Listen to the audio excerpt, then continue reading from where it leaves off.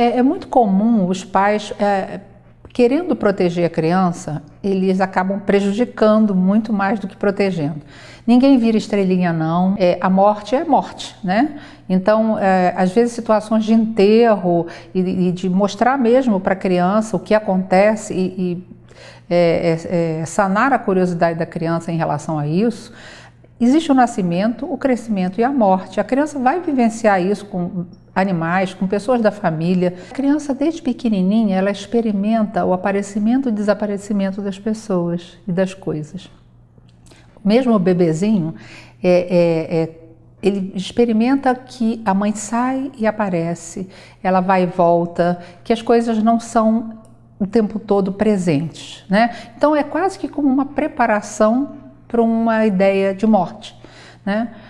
A morte, assim como a vida, fazem parte do cotidiano de todos nós, né?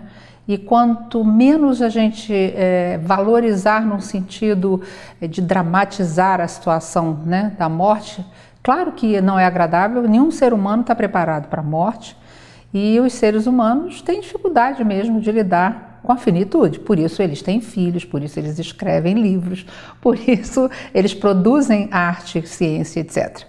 Mas a ideia da morte para a criança às vezes é muito mais fácil de assimilar do que para um adulto.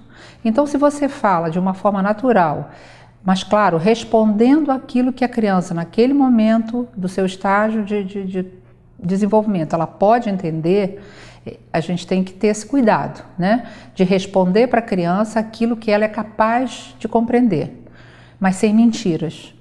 Exemplo, sempre que uma criança pergunta alguma coisa, a gente tem que primeiro perguntar para a criança o que ela pensa sobre o que ela perguntou.